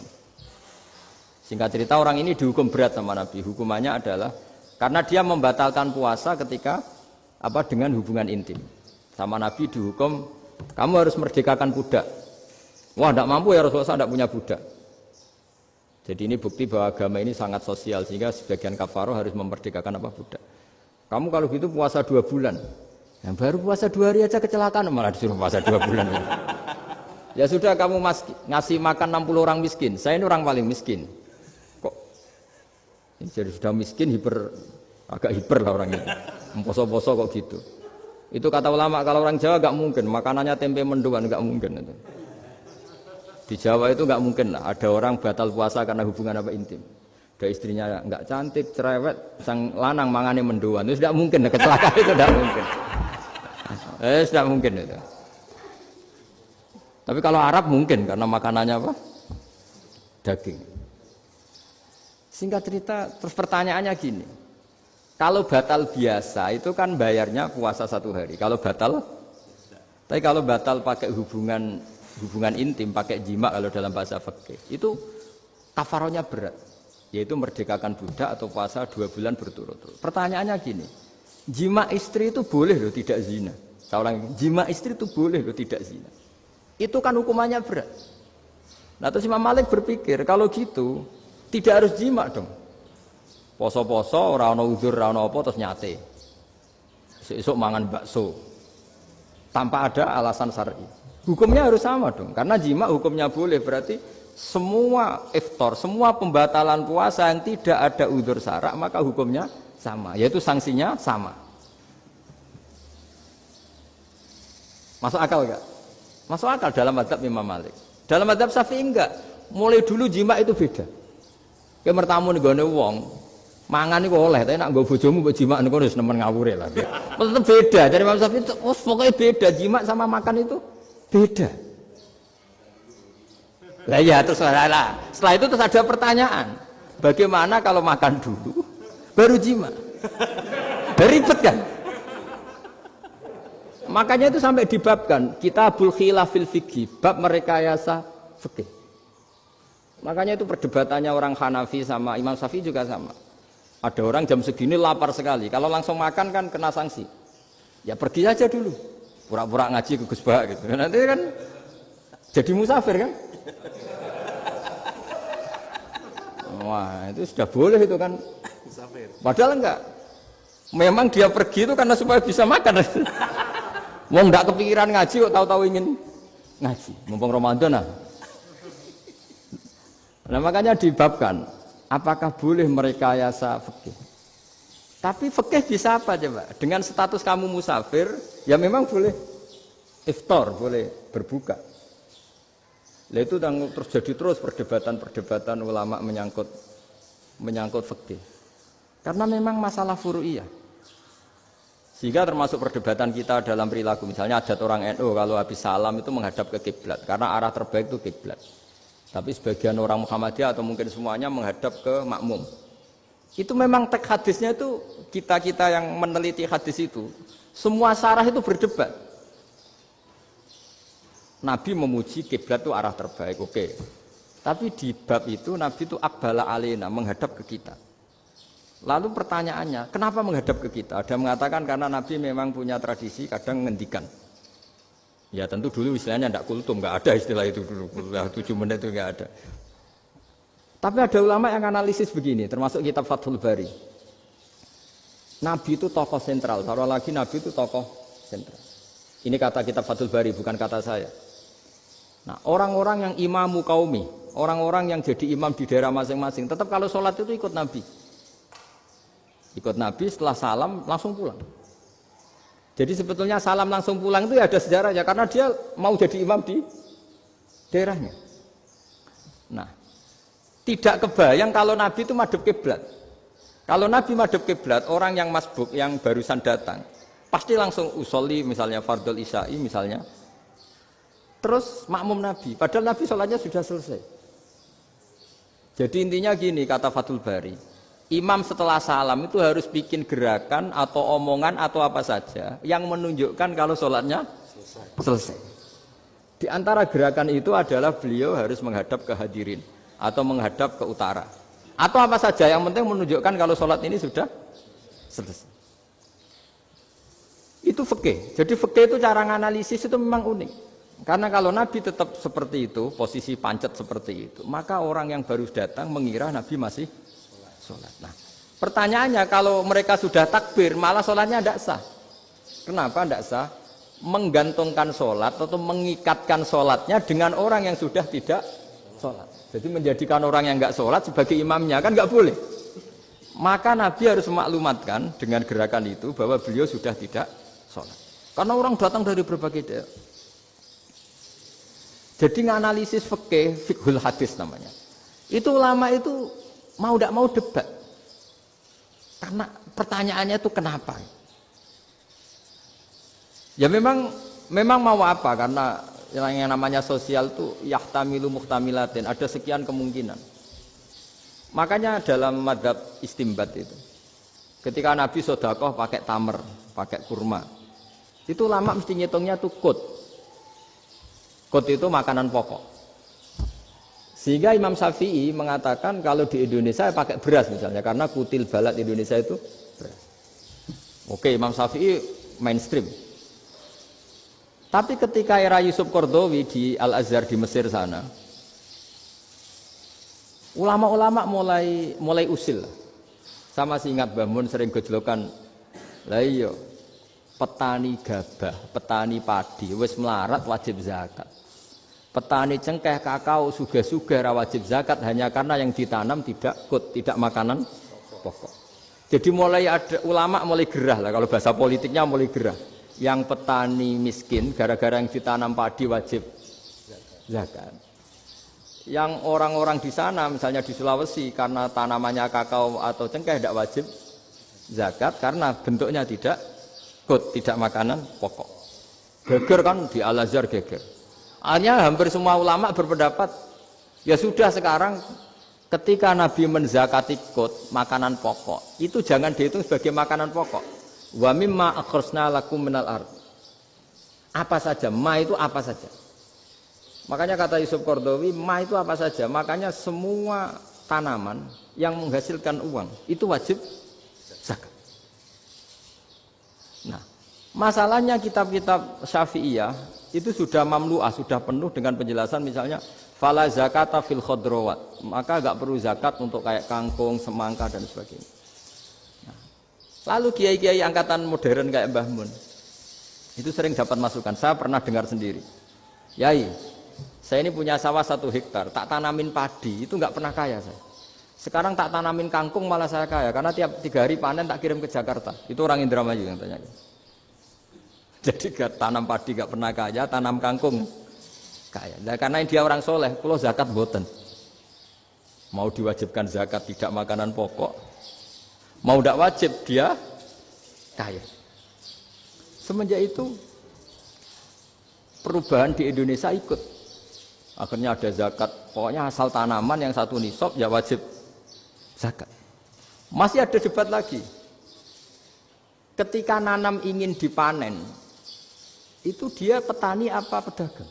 Karena nanti perdebatannya ikutnya zakat zuruk, zakat tanaman apa zakat pedagang. Kalau sampean nggak pernah debat berarti sebenarnya Anda tidak dosen Islam ini. Berusaha nggak pernah diskusi fikih apa Islam. Karena saya berkali-kali punya tamu itu begini, Gus saya ini pedagang melon. Tapi dia penanam melon, jadi pedagang yang agak ingin badi banyak. Itu caranya gini Pak Rektor. Saya misalnya pedagang melon, daripada saya kulak di pasar atau dari petani sudah mahal, nyewa tanah sekian hektar terus ditanami melon.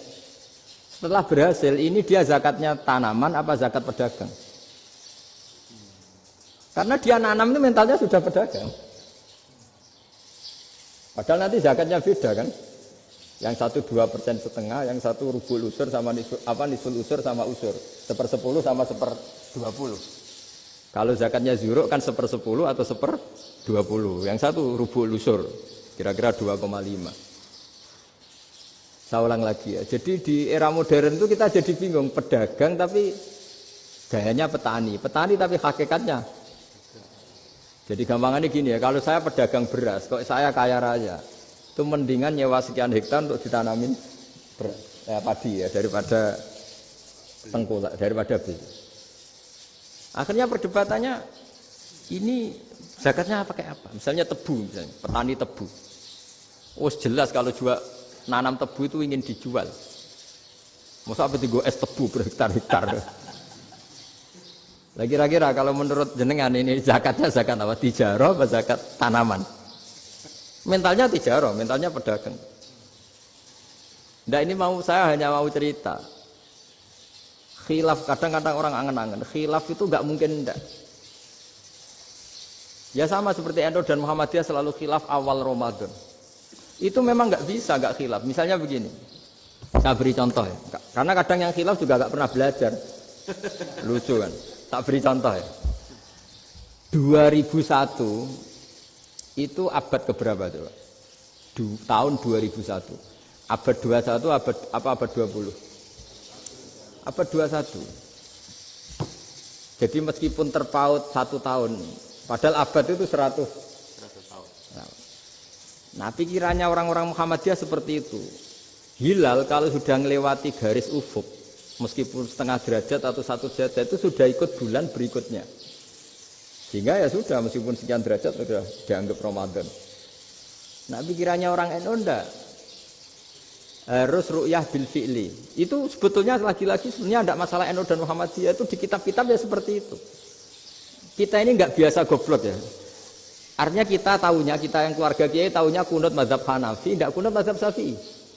Tapi tahu-tahu ini mazhab NU, ini mazhab itu aneh itu menurut kita ini anggap apa? Mana ada Muhammadiyah jadi mustahid, mana ada NU jadi mustahid. Jadi sebetulnya orang tahu semua lah kalau Abu Hanifah itu tidak kunut, Imam Syafi'i itu kunut. Imam Syafi'i pernah main di masjidnya Abu Hanifah ya tidak kunut, ditanya kenapa tidak kunut? Jenengan itu presiden kunut, tidak sanggup mati Abu Hanifah. Dulu biasa aja. Sekarang geger, ya karena tidak punya kegiatan. Sebenarnya itu nggak masalah, mulai dulu biasa. Saya teruskan ya. Nah, menurut mayoritas ulama nunggu ru'yah bil fi'li. Ru'yah bil fi'li itu gini. Mata telanjang bisa melihat karena agama ini menggantungkan perintah itu sama melihat. Kalau kamu tidak melihat itu bagaimana kena hukum? Ibarat gini, Pak Rektor datang ke rumah saya tapi saya nggak tahu. Kena nggak saya hukum harus menghormati? Dia datang nggak sembunyi-sembunyi. Saya kena hukum harus menghormati ya kalau melihat, kalau enggak ya enggak. Tapi Pak Rektor tetap bilang, tapi saya hakikatnya datang, jadi saya datang itu. Itu kan ribet. Akhirnya ya sudah itu nggak ada khilaf sampai mati ada khilaf karena yang satu menggantungkan hukum itu digantungkan sama tahu. Kalau tidak tahu ya, misalnya baju saya ini hakikatnya ada najis, pas sholat saya tidak tahu, sholat saya sah apa enggak? Sah, karena hakikatnya ya memang saya tidak tahu, tapi hakikatnya ada najis apa enggak? Ada. Ya sudah itu sama-sama masuk akal. Ada lagi khilaf yang senam muta. Fasyamu salasati ayamin fil haji wa sab'atin idza raja'tum. Singkat cerita ada satu pelanggaran haji yang kata Allah kafarohnya itu puasa 3 hari sama 7 ketika kamu pulang, idza raja'tum, ketika kamu pulang. Dalam mazhab Syafi'i yang namanya pulang itu yang haji sudah sampai rumah. Di mana-mana pulang itu ya sampai rumah. Dalam mazhab Abu Hanifah enggak, ketika orang sudah balik kanan dari Arab Saudi, dari Mekah, ya namanya sudah pulang. Misalnya gini, ini Pak Rektor pamit saya, Pak Haris. Gus, Pak Haris mana? Ya sudah pulang kata saya, padahal sampai Pandangan, sampai Tuban. Tapi bagi keluarganya, belum pulang. Lalu idza raja'tum ketika pulang itu bahasanya siapa? Bahasa istrinya apa bahasa yang ditamoni? Kamu ditamoni orang, terus tamunya mana? Sudah pulang. Tapi tanyakan istrinya, belum pulang. Jadi khilaf-khilaf gini kok jadi geger itu kan goblok banget maksud saya itu. Jadi biasa, gini itu biasa. Jadi ya karena memang ini bukan masalah akidah, ini masalah furu'iyah, masalah fikih itu masalah furu'iyah. Mau tidak mau harus beda. Misalnya di sholat juga gitu. Wa ayyuqu'udin qa'adal musolli sokhat sholatu. Duduk dengan gaya apapun itu sholatnya sah. Sehingga sampean kalau haji atau umroh, orang Arab itu jenenge duduk ngenak awak di kursi. Duduk sopan ya hanya orang Indonesia loh. Kalau sholat itu masih duduk ala orang tahiyat. Kalau sampean di Mekah, duduknya pakai apa coba? Kursi ya? Oh enak sholat duduk.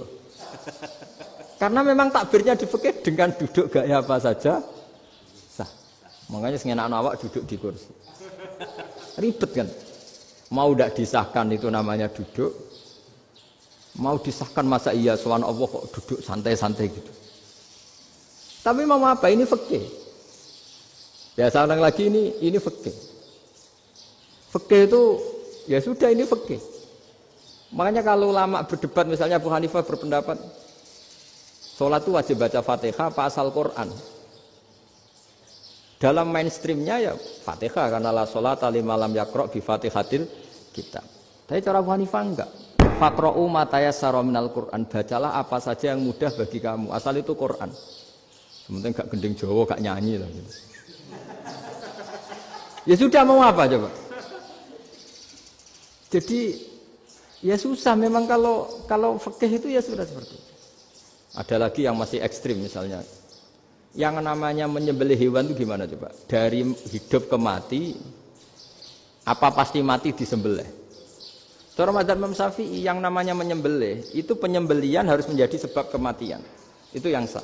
Seorang lagi, penyembelian menjadi sebab kematian yang syar'i. Sehingga beliau mensyaratkan hewan yang disembelih ini masih punya hayatun mustaqirrah.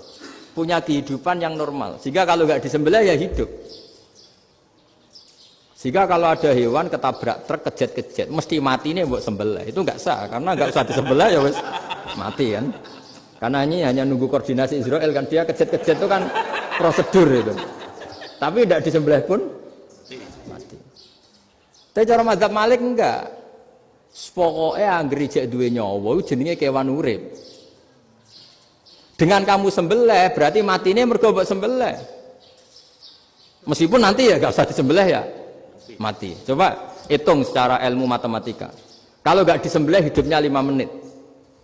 Gara-gara kamu sembelih hidupnya langsung mati. Terus dia matinya, cara di persidangan, matinya disebabkan apa? Disebabkan disembelih apa kecelakaan? Loh, ya debat toh kamu. Sama-sama UMM aja debat.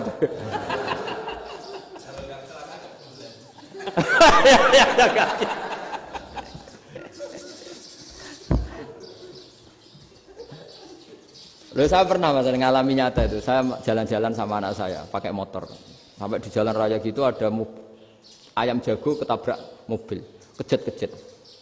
Orangnya tanya, Gus ini halal atau ora? Wis kanggo kon halal lah. Suatu saat dia nggak terima kan, tanya, kenapa Gus? Ya nak kiai ra pantes, mosok kewan mesti mati nek tak sembelih, nak ra kiai pantes. Karena aku tahu kamu tuh gak kiai, mesti motifnya itu mergo jago, jajal cilik gak putak kokno. Adekan ayam itu bayi kan gak ditanyakan, kejat-kejat mati rak lah, wong cilik wae. Tapi masalahnya ini kan jago, eman itu. Tapi secara fikih pertanyaannya tadi, hewan yang sudah tidak punya hayatun mustaqirrah, dia hanya punya al-hayat al-ittiroriyah, dia punya harokah ittiroriyah, dia mati kejat-kejat, memang prosedur mati harus seperti itu. Mbok kecelakaan kayak apa, kalau mati kan kejat-kejat dulu. Nah ketika kejat-kejat ini pertanyaannya ini kan hidup apa mati namanya? Enggak, namanya hidup apa mati? Pas kejat-kejat itu hidup. Cara Imam Malik itu hidup. Ya sudah, kalau hidup disembelih ya halal. Karena misalnya nanti kalau nggak disembelih matinya kan 2 menit lagi, gara-gara disembelih mati sekarang. Tetap penyebab kematian itu nyembelih. Penyembelian ini sebab kematian. Tapi kalau Imam Syafi'i enggak, cara berpikir wes nemen, paling roh besok kaget langsung mati. Kalau gitu berarti kamu nyembelih barang mati.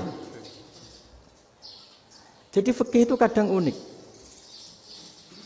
Makanya ketika ngitung fikih itu unik ya. Orang keluar mani wajib apa? Mandi kan.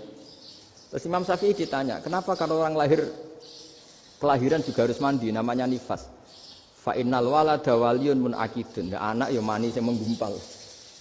Bedanya apa anak dengan mani itu? Jadi fikih itu kadang lucu, di rungok-rungokno tenan juga lucu. Keluar mani wajib mandi. Berarti kalau keluar anak ya wajib mandi karena hakikatnya anak adalah mani yang mengkristal. Terus usia sudah di dosen macam-macam itu kan hakikatnya mani. Itu fikih. Nah terus ditanya, kenapa kalau lahir langsung mati tidak wajib disolati? Ya jawabannya Mas Syafi'i lucu. Di mana-mana sholat itu nyolati mayit. Yang namanya mayit itu pernah hidup terus mati. Kalau itu ndak mayit ya sudah.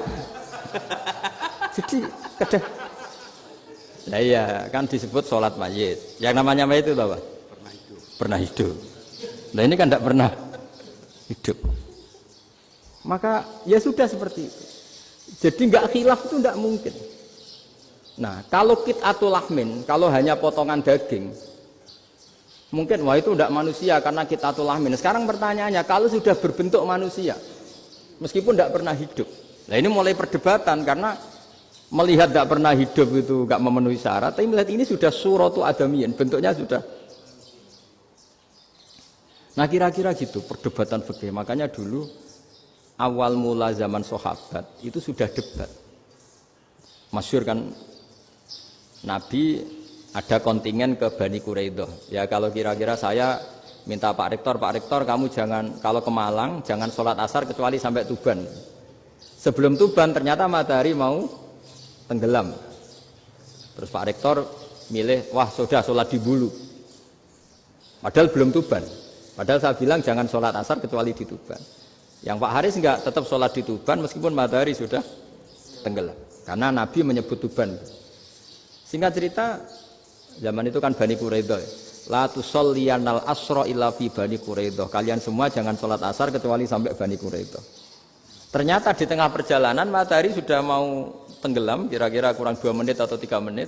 Sahabat-sahabat, sudahlah kita sholat asar di sini. Kalau sampai sana pasti sudah tenggelam. Separuh sholat. Yang separuh enggak, kata Nabi harus di Bani Quraidah. Ya sudah nunggu di Bani Quraidah meskipun matahari sudah tenggelam. Sehingga cerita 2 kelompok ini matur, ya Rasulullah kita ngalami ini perdebatan gini-gini.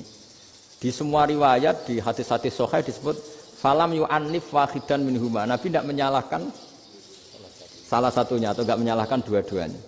Itu bahasa Indonesia juga ribet, yang benar gimana itu? Enggak menyalahkan salah satunya, apa enggak menyalahkan dua-duanya? Gimana bahasa benarnya itu? Salah satunya. Salah satunya itu dua-duanya? Ya. Enggak, kalau bahasa Indonesia tidak menyalahkan Kedua-duanya. Kedua-duanya apa salah satunya yang benar? Kedua-duanya. Kedua-duanya. Bahasa Indonesia itu ya kadang ruwet ya. Orang pinter kayak Pak Habibie itu namanya ya orang luar biasa. Nanti sekolahnya orang-orang idiot itu ya sekolahan luar biasa. Orang pinter banget bahasa Indonesianya luar biasa. Kalau sekolah untuk orang-orang yang idiot juga luar biasa. Jadi kalau dipuji luar biasa itu gak jelas ini luar biasa ya.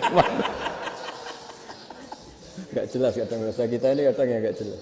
Nah itu gak menyalahkan dua-duanya apa salah satunya? Keduanya, tidak menyalahkan kedua-duanya. Misalnya dibahasakan gak menyalahkan salah satunya, benar apa salah?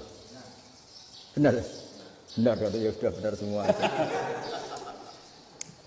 Jadi itu bukti bahwa ijtihad itu boleh. Saya ulang lagi, bukti bahwa ijtihad itu boleh. Padahal ini jelas, yang satu harus sholat asar, padahal matahari sudah tenggelam. Makanya di antara fikih unik itu begini. Saya ulang lagi fikih unik. Saya menyaksikan betul ketika ada orang tanya Mbah Mun saya ini Kopassus. Kadang latihan itu sampai waktu zuhur habis. Saya harus bagaimana? Jawabnya Mbah Mun itu unik. Sementing ojo ngosor sholat. Engkau yojo niat jamak. Atok kodok katanya. Singkat cerita terus orang ini diskusi sama saya karena ini ya alim pernah mondok. Kenapa qashar tidak boleh? Karena qashar itu ekstrim, merubah bentuk sholat dari 4 menjadi 2. Maka alasannya harus jelas. Harus jelas itu orang yang latihan di Kopassus itu kan dia sudah berasrama di situ. Berarti dia sudah tidak musafir karena asramanya di situ, sudah mukim. Kalau dia qashar itu merubah bentuk sholat dari 4 menjadi 2. Merubah itu ekstrim.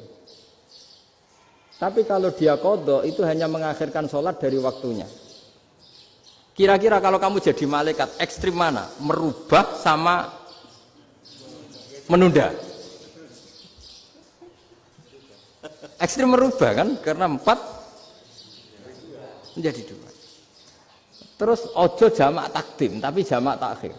Itu juga penting. Bagi pengkaji fikih itu penting. Kalau jamak takhir itu salah-salah sidik ora pati popo. Kenapa? Kan mirip duhur kodok. Kalau jamak takhir kan. Tapi kalau jamak takdim asar kok di waktu duhur, ekstrim mana? Perubahan takhir sama takdim itu ekstrim mana? Ekstrim takdim karena melakukan sesuatu belum waktunya. Belum waktunya. Jadi itu memang ya memang tadi kajian-kajian fikih itu memang unik. Karena bagi ahlinya, saya ulang lagi tapi ini saya ulang lagi bagi ahlinya. Makanya ketika Nabi menjamak sholat ketika nusuk, ketika haji itu kata Imam Syafi'i lis safar. Karena Nabi pergi jauh karena rumahnya Madinah.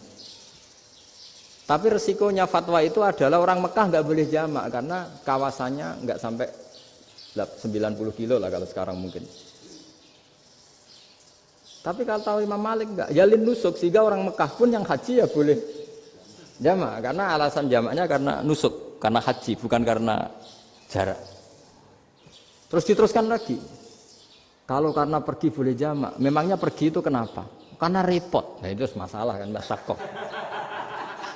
Nah, terus mulai ada orang-orang yang ngawur kan resepsi jamak, ribet. Wes resepsi duit utangan kan capek. Wah itu sudah jamak. Ribet kan. Jadi kalau sudah illatul hukmi itu sudah mesti bikin masalah. Kalau sudah illatul hukmi itu pasti bikin masalah.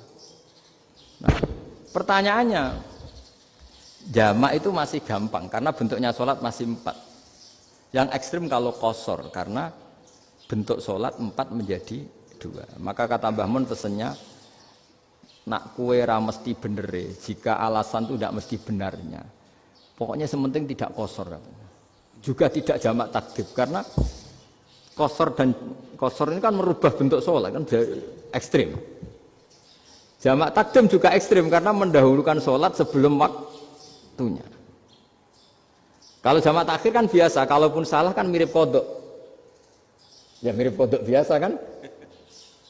Nah ini saya cerita, jadi fikih itu bagi ahlinya itu memang punya konsekuensi yang seperti itu. Makanya pertanyaannya misalnya bagaimana hukumnya penyembelihan lewat mesin? Ya ribet kan. Bagaimana nyembelih dari apa ini? Belakang. Saya baca di kitab-kitab nyembelih dari belakang itu ya hukumnya tetap boleh asal apa itu hulkum dan mari itu terpotong. Tapi pertanyaannya, jangan-jangan ayamnya sudah kaget dulu karena uratnya ini. Makanya perlu ditanya ahli medis, setelah uratnya tercabut ini jangan-jangan sudah berstatus mati.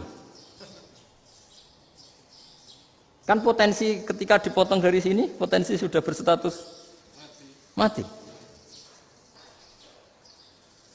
Makanya, nah kalau misalnya menyembelih dengan dibuat plak gitu langsung mati gimana?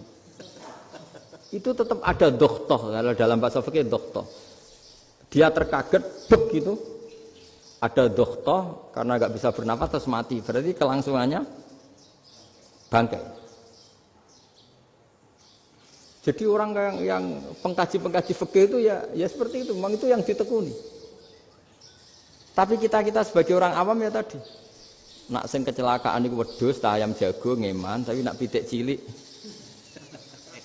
ikhlas.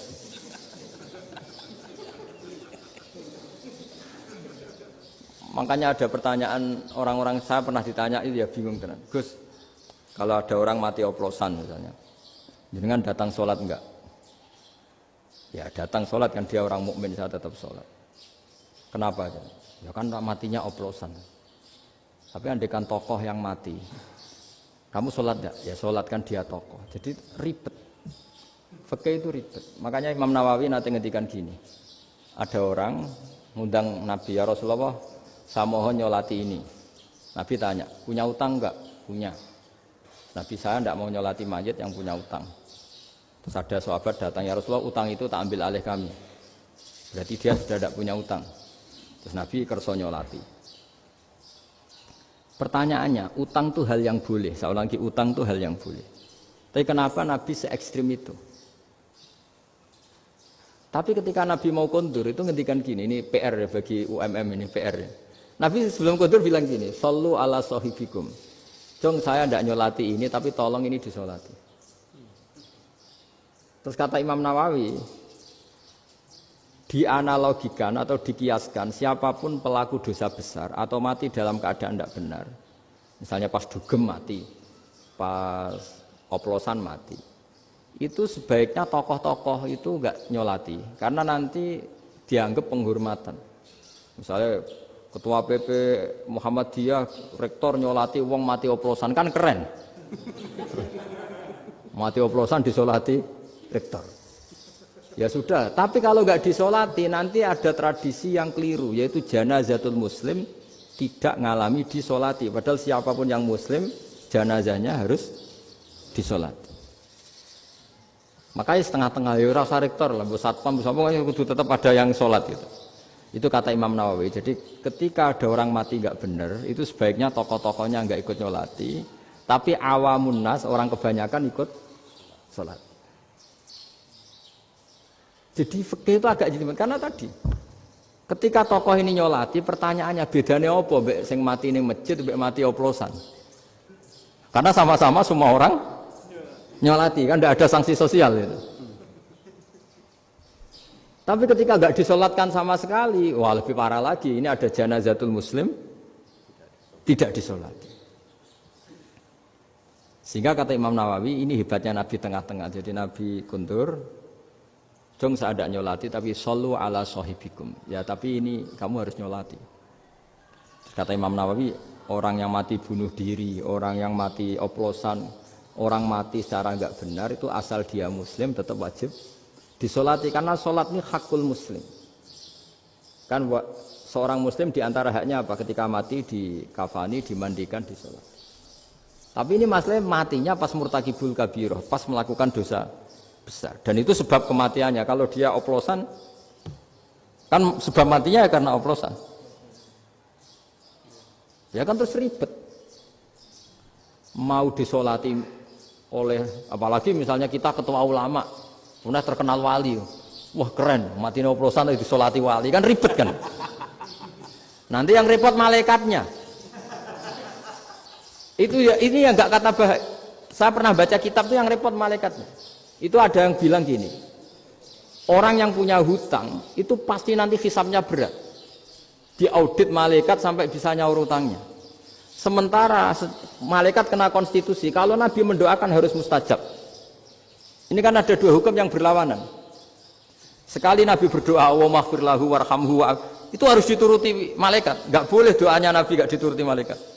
Sementara aturan Islam juga harus dituruti bahwa orang yang punya utang harus tersandra oleh utangnya. Tapi nak sing dunia Pak Haris kan, enggak tekno. Enggak ngefek gitu. Jadi misalnya Pak Haris donga sampai nangis semua maghfir lahu kan, enggak ngefek. Malaikat enggak itu, enggak sudah lah Ustaz. Tapi kalau Nabi yang berdoa kan harus dituruti, ini masalahnya kan itu. Nah kalau diturutin berarti hutangnya harus bebas. Padahal secara aturan harus tersandra karena punya hutang. Dan nanti sama kalau yang mati oplosan ini yang doain wali, kok wali sampai Allahumma ighfir lahu. Doanya wali kan harus terkabul. Sementara secara hukum dia harus kena sanksi karena oplosan tadi. Daripada ngerepotno malaikat, sudahlah wali-wali ini tidak usah ikut nyolatin. Yang nyolati ya orang-orang nggak jelas ini, sehingga kan malaikat kan santai aja kalau mau nyiksa. Loh tapi kan sudah didoain, nggak ngefek. Karena doanya orang-orang nggak penting. Itu ada tuh di sarah Muslim itu. Di sarah Muslim di bab ketika Nabi ngintikan babu qauli Rasulullah sallallahu alaihi wasallam sallu ala sahibikum. Jadi belajar fikih itu asik. Karena tadi harus dipelajari. Kalau enggak ilmu ini hilang. Terus nanti takutnya lagi ilmu fikih itu direduksi sosial. Terus misalnya gini, pepe wong cilik wae kiai-kiai ra gelem nyolati. Orang melihatnya ini karena yang oplosan wong cilik om larat ra disolati. Jajal bupati ya disolati, mergo amplope gede-gede kan terus ruwet kalau dianalisis gitu kan ruwet. Makanya kenapa saya harus ngomong fikih supaya semuanya itu enggak didudukkan urusan sosial itu. Nah kalau semuanya didudukkan sosial kan sentimennya sentimen sosial. Ribet. Padahal yang sering mati oplosan itu kan ngomong cilik gitu loh, karena tadi kalau wong sugih kan pakai whisky yang mahal yang insya Allah tidak mati kan gitu. Yang mati kan ya mergo Pirtus macam-macam itu kan. Artinya ini kalau nggak diterangkan secara fikih, kiai-kiai yang nggak datang dikira masalah sosial kan. PP salam tempel era gede terus nggak datang kan terus jadi ribet. Ya makanya ini apa lewat pengajian ini supaya sampean lebih tahu ya bahwa khazanah Islam ini kata beberapa ulama kafatal linnas, maknanya semuanya, sehingga Allah akan mentakdirkan kajian Islam akan ada di seluruh dunia. Jadi kenapa IAIN marak di Indonesia, UMM, Universitas NU banyak, karena agama ini kafatal linnas, tidak miliknya orang Arab tapi milik semua. Orang alimnya juga gitu. Ketika ada liga alim seluruh dunia, itu orang Indonesia, orang Afrika, ya selalu ada orang alim yang kelas dunia. Seperti dulu ada Imam Bukhari, itu as-sakhul kutub ba'da kitabillah. Kitab terbaik setelah Quran itu Bukhari. Padahal dikarang oleh orang Uzbek. Kata siapa? Islam As-Sobyan, orang Arab ngakui kalau kitab paling sahih itu Bukhari. Mekah Madinah pun ngakui kalau kitab paling sahih Bukhari. Padahal pengarangnya ada orang Arab. Orang mana? Uzbek.